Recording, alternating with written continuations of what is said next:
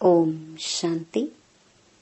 3 नवंबर 2024 अव्यक्त बाप दादा के महावाक्य। ओरिजिनल डेट 25 अक्टूबर 2002। ब्राह्मण जीवन का आधार प्योरिटी की रॉयल्टी।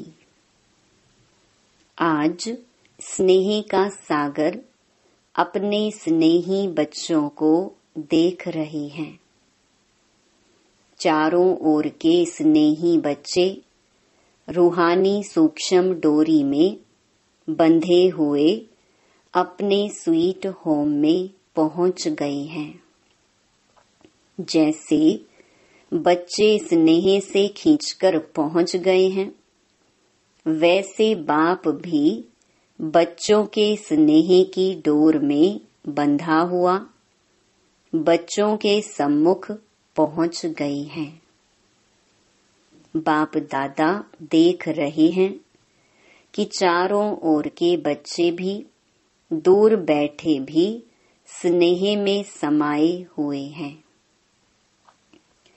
सम्मुख के बच्चों को भी देख रहे हैं और दूर बैठे हुए बच्चों को भी देख देख हर्षित हो रहे हैं। ये रूहानी अविनाशी स्नेह, परमात्म स्नेह, आत्मिक स्नेह सारे कल्प में अभी अनुभव कर रहे हो। बाप दादा हरेक बच्चे की पवित्रता की रॉयल्टी देख रहे हैं। ब्राह्मण जीवन की रॉयल्टी है ही प्योरिटी। तो हरेक बच्चे के सिर पर रूहानी रॉयल्टी की निशानी प्योरिटी की लाइट का ताज देख रही हैं। आप सभी भी अपने प्योरिटी का ताज, रूहानी रॉयल्टी का ताज देख रहे हो। पीछे वाले भी देख रहे हो कितनी शोभनिक ताजधारी सभा है ना पांडव? ताज चमक रहा है ना? ऐसी सभा देख रहे हो ना? कुमारियां, ताजधारी कुमारियां हो ना? बाप दादा देख रहे हैं कि बच्चों की रॉयल फैमिली कितनी श्रेष्ठ है। अपने अनादि रॉयल्टी को याद करो। जब आप आत्माएं परम धाम में भी रहती हो तो आत्मा रूप में भी आपकी रूहानी रॉयल्टी विशेष है। सर्व आत्माएं भी लाइट रूप में हैं, लेकिन आपकी चमक सर्व आत्माओं में श्रेष्ठ है। याद आ रहा है परम धाम। अनादि काल से आपकी झलक फलक न्यारी है। जैसे आकाश में देखा होगा, सितारे सभी चमकते हैं, सब लाइट ही हैं, लेकिन सर्व सितारों में कोई विशेष सितारों की चमक न्यारी और प्यारी होती है। ऐसे ही सर्व आत्माओं के बीच आप आत्माओं की चमक, रूहानी रॉयल्टी, प्योरिटी की चमक न्यारी है। याद आ रहा है ना? फिर अनादि काल में आओ। आदि काल को याद करो तो आदि काल में भी देवता स्वरूप में रूहानी रॉयल्टी की पर्सनालिटी कितनी विशेष रही। सारे कल्प में देवताई स्वरूप की रॉयल्टी और किसी की रही है? रूहानी रॉयल्टी, प्योरिटी की पर्सनालिटी याद है ना? पांडवों को भी याद है। याद आ गया। फिर मध्य काल में आओ तो मध्य काल द्वापर से लेकर आपके जो पूज्य चित्र बनाते हैं, उन चित्रों की रॉयल्टी और पूजा की रॉयल्टी द्वापर से अभी तक किसी चित्र की है?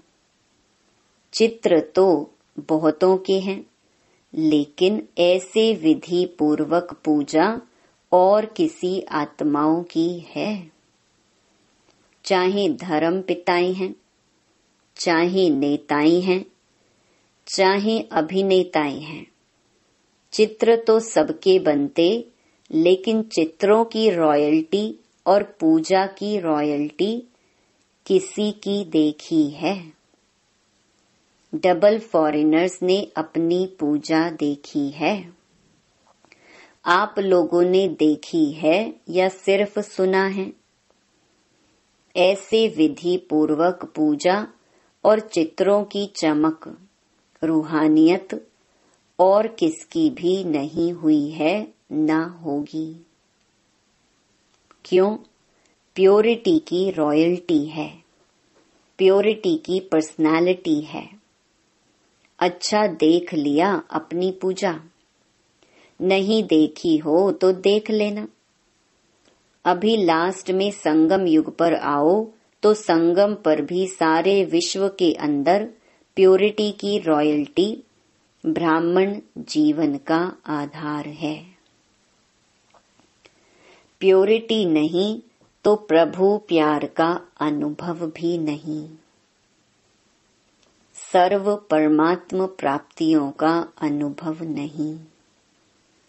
ब्राह्मण जीवन की पर्सनालिटी प्योरिटी है और प्योरिटी ही रूहानी रॉयल्टी है।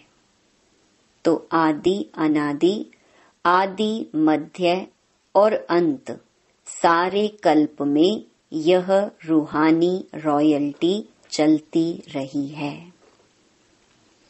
तो अपने आप को देखो। दर्पण तो आप सबके पास है ना? दर्पण है, देख सकते हो तो देखो हमारे अंदर प्योरिटी की रॉयल्टी कितने % में है। हमारे चेहरे से प्योरिटी की झलक दिखाई देती है। चलन में प्योरिटी की फलक दिखाई देती है। फलक अर्थात नशा। चलन में वह फलक अर्थात रूहानी नशा दिखाई देता है। देख लिया अपने को। देखने में कितना समय लगता है? सेकंड ना। तो सभी ने देखा अपने को। कुमारियां, झलक फलक है। अच्छा है, सभी उठो, खड़े हो जाओ। कुमारियां लाल पट्टा लगाकर बैठी हैं, जिस पर लिखा है एक व्रता। सुंदर लगता है ना? एक व्रता का अर्थ ही है प्योरिटी की रॉयल्टी। तो एक व्रता का पाठ पक्का कर लिया है। वहां जाकर कच्चा नहीं कर लेना। और कुमार ग्रुप उठो। कुमारों का ग्रुप भी अच्छा है। कुमारों ने दिल में प्रतिज्ञा का पट्टा बांध लिया है। इन्होंने, कुमारियों ने तो बाहर से भी बांध लिया है। प्रतिज्ञा का पट्टा बांधा है कि सदा अर्थात निरंतर प्योरिटी की पर्सनालिटी में रहने वाले कुमार हैं। ऐसे हैं? बोलो जी हाँ, ना जी या हाँ जी। या वहां जाकर पत्र लिखेंगे थोड़ा थोड़ा ढीला हो गया। ऐसे नहीं करना। जब तक ब्राह्मण जीवन में जीना है तब तक संपूर्ण पवित्र रहना ही है। ऐसा वायदा है। पक्का वायदा है तो हाथ हिलाओ। टीवी में आपके फोटो निकल रहे हैं। जो ढीला होगा ना, उसको यह चित्र भेजेंगे। इसलिए ढीला नहीं होना, पक्का रहना। हाँ, पक्के हैं। पांडव तो पक्के होते हैं। पक्के पांडव, बहुत अच्छा। प्योरिटी की वृत्ति है शुभ भावना, शुभ कामना। कोई कैसा भी हो, लेकिन पवित्र वृत्ति अर्थात शुभ भावना, शुभ कामना और पवित्र दृष्टि अर्थात सदा हरेक को आत्मिक रूप में देखना व फरिश्ता रूप में देखना। तो वृत्ति, दृष्टि और तीसरा है कृति, अर्थात कर्म में। तो कर्म में भी सदा हर आत्मा को सुख देना और सुख लेना, यह है प्योरिटी की निशानी। वृत्ति, दृष्टि और कृति तीनों में यह धारणा हो। कोई क्या भी करता है, दुख भी देता है, इंसल्ट भी करता है, लेकिन हमारा कर्तव्य क्या है? क्या दुख देने वाले को फॉलो करना है या बाप दादा को फॉलो करना है? फॉलो फादर है ना। तो ब्रह्मा बाप ने दुख दिया व सुख दिया, सुख दिया ना। तो आप मास्टर ब्रह्मा अर्थात ब्राह्मण आत्माओं को क्या करना है? कोई दुख देवे तो आप क्या करेंगे? दुख देंगे? नहीं देंगे। बहुत दुख देवे तो, बहुत गाली देवे, बहुत इंसल्ट करे तो थोड़ा तो फील करेंगे या नहीं? कुमारियां फील करेंगी थोड़ा। तो फॉलो फादर। यह सोचो मेरा कर्तव्य क्या है, उसका कर्तव्य देख अपना कर्तव्य नहीं भूलो। वह गाली दे रहा है, आप सहनशील देवी, सहनशील देव बन जाओ। आपकी सहनशीलता से गाली देने वाले भी आपको गले लगाएंगे। सहनशीलता में इतनी शक्ति है, लेकिन थोड़ा समय सहन करना पड़ता है। तो सहनशीलता के देव व देवियां होना हो। सदा यही स्मृति रखो, मैं सहनशील का देवता हूँ, मैं सहनशीलता की देवी हूँ। तो देवता अर्थात देने वाला दाता। कोई गाली देता है, रिस्पेक्ट नहीं करता है तो किचड़ा है ना कि अच्छी चीज है? तो आप लेते क्यों हो? किचड़ा लिया जाता है क्या? कोई आपको किचड़ा देवे तो आप लेंगे? नहीं लेंगे ना। तो रिस्पेक्ट नहीं करता, इंसल्ट करता, गाली देता, आपको डिस्टर्ब करता, तो यह क्या है? अच्छी चीजें हैं, फिर आप लेते क्यों हो? थोड़ा थोड़ा तो ले लेते हो, पीछे सोचते हो नहीं लेना था तो अभी लेना नहीं। लेना अर्थात मन में धारण करना, फील करना। तो अपने अनादिकाल, आदिकाल, मध्यकाल, संगम काल, सारे कल्प के प्योरिटी की रॉयल्टी, पर्सनालिटी याद करो। कोई क्या भी करे, आपकी पर्सनालिटी को कोई छीन नहीं सकता। यह रूहानी नशा है ना। और डबल फॉरेनर्स को तो डबल नशा है ना, डबल नशा है ना। सब बात का डबल नशा, प्योरिटी का भी डबल नशा, सहनशील देवी देवता बनने का भी डबल नशा है ना। डबल सिर्फ अमर रहना, अमर भव का वरदान कभी नहीं भूलना। अच्छा, जो प्रवृत्ति वाले हैं अर्थात युगल, वैसे सिंगल रहते हैं, कहने में युगल आता है, वह उठो, खड़े हो जाओ। युगल तो बहुत हैं, कुमार कुमारियां तो थोड़े हैं, कुमारों से तो युगल बहुत हैं।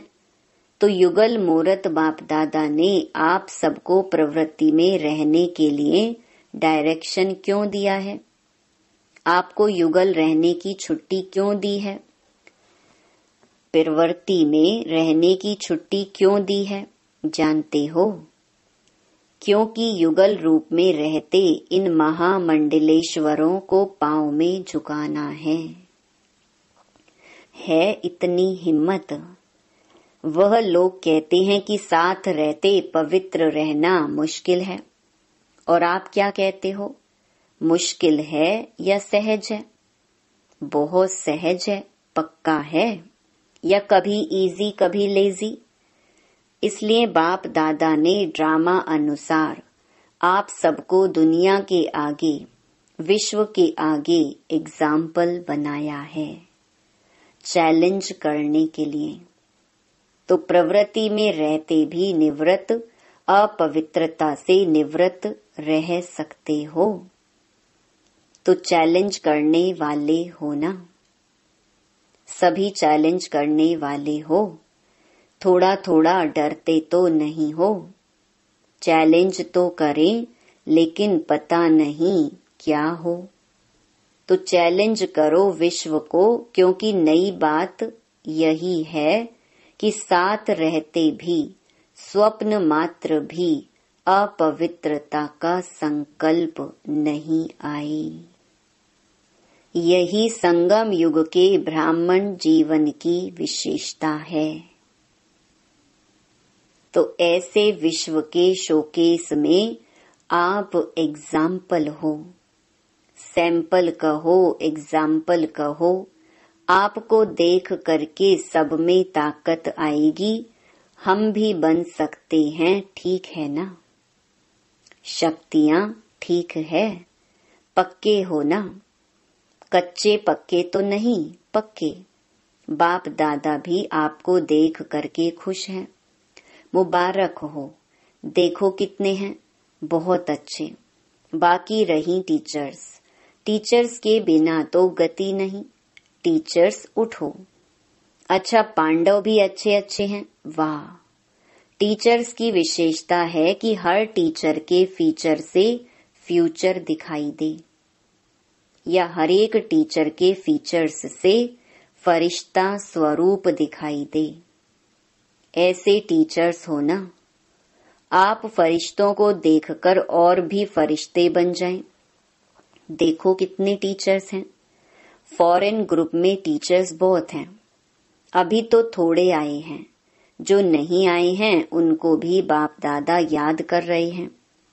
अच्छा है, अभी टीचर्स मिलकर के यह प्लान बनाओ कि अपने चलन और चेहरे से बाप को प्रत्यक्ष कैसे करें। दुनिया वाले कहते हैं परमात्मा सर्वव्यापी है, और आप कहते हो नहीं है। लेकिन बाप दादा कहते हैं कि अभी समय प्रमाण हर टीचर में बाप प्रत्यक्ष दिखाई दे तो सर्वव्यापी दिखाई देगा ना? जिसको देखें उसमें बाप ही दिखाई दे। आत्मा परमात्मा के आगे छिप जाए और परमात्मा ही दिखाई दे, यह हो सकता है। अच्छा, इसकी डेट क्या? डेट तो फिक्स होनी चाहिए ना। तो डेट कौन सी है इसकी? कितना समय चाहिए? अब से चालू करेंगे, चालू करेंगे, अच्छी हिम्मत है। कितना समय चाहिए? 2002 तो चल रहा है, अभी 2000 कब तक? तो टीचर्स को यही अटेंशन रखना है कि बस अभी बाप के अंदर मैं समाई हुई दिखाई दूं, मेरे द्वारा बाप दिखाई दे। प्लान बनाएंगे ना? डबल विदेशी मीटिंग करने में तो होशियार हैं। अभी यह मीटिंग करना, इस मीटिंग के बिना जाना नहीं कि कैसे हम एक एक से बाप दिखाई दे। अभी ब्रह्मा कुमारियां दिखाई देती हैं। ब्रह्मा कुमारियां बहुत अच्छी हैं, लेकिन इनका बाबा कितना अच्छा है वह देखें, तभी तो विश्व परिवर्तन होगा ना। तो डबल विदेशी इस प्लान को प्रैक्टिकल शुरू करेंगे ना? करेंगे पक्का? अच्छा, तो आपकी दादी है ना, उसकी आशा पूर्ण हो जाएगी, ठीक है ना? अच्छा, देखो डबल विदेशी कितने सेवाधारी हो। आपके कारण सबको याद प्यार मिल रहा है। बाप दादा को भी डबल विदेशियों से ज्यादा तो नहीं कहेंगे, लेकिन स्पेशल प्यार है। क्यों प्यार है? क्योंकि डबल विदेशी आत्माएं जो सेवा के निमित्त बन गए हैं, वह विश्व के कोने कोने में बाप का संदेश पहुंचाने के निमित्त बने हुए हैं। नहीं तो विदेश की आत्माएं चारों ओर की प्यासी रह जाती। अभी बाप को उल्हेना तो नहीं मिलेगा ना कि भारत में आए विदेश में क्यों नहीं संदेश दिया। तो बाप का उल्हेना पूरा करने के निमित्त बने हो। और जनक को तो उमंग बहुत है, कोई देश रह नहीं जावे। अच्छा है, बाप का उल्हेना तो पूरा करेंगे ना। लेकिन आप दादी जान की साथियों को थकाती बहुत हो। थकाती है ना? जयंती थकाती नहीं है। लेकिन इस थकावट में भी मौज समाई हुई होती है। पहले लगता है कि यह बार बार क्या है, लेकिन जब भाषण करके दुआएं ले आते हैं ना, तो चेहरा बदल जाता है। अच्छा है, दोनों दादियों में उमंग उत्साह बढ़ाने की विशेषता है। यह शांत करके बैठ नहीं सकते, सेवा अभी रही हुई तो है ना।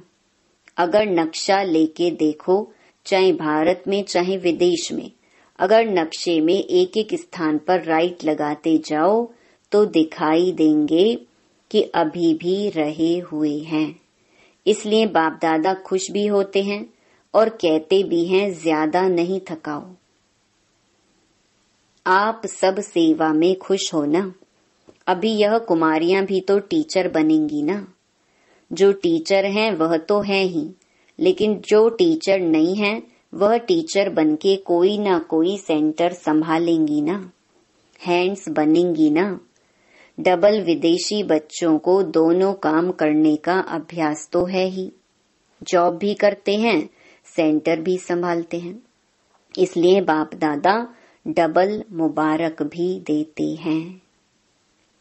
अच्छा, चारों ओर के अति स्नेही, अति समीप, सदा आदि काल से अब तक रॉयल्टी के अधिकारी, सदा अपने चेहरे और चलन से प्योरिटी की झलक दिखाने वाले, सदा स्वयं को सेवा और याद में तीव्र पुरुषार्थ द्वारा नंबर 1 बनाने वाले, सदा बाप के समान सर्वशक्ति सर्वगुण संपन्न स्वरूप में रहने वाले, ऐसे सर्व तरफ के हरेक बच्चे को बाप दादा का याद प्यार और नमस्ते।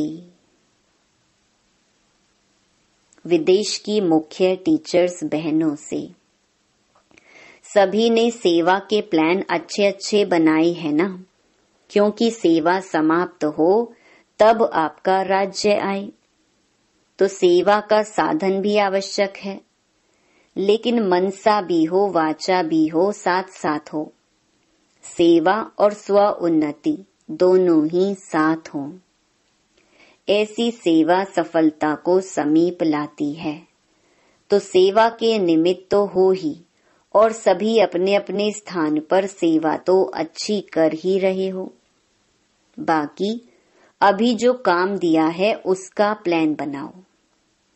उसके लिए क्या क्या स्वयं में व सेवा में वृद्धि चाहिए, एडिशन चाहिए, वह प्लान बनाओ। बाकी बाप दादा सेवाधारियों को देख करके खुश तो होते ही हैं। सभी अच्छे सेवा केंद्र उन्नति को पा रहे हैं ना। उन्नति है ना, अच्छा है, अच्छा हो रहा है ना, हो रहा है और होता रहेगा।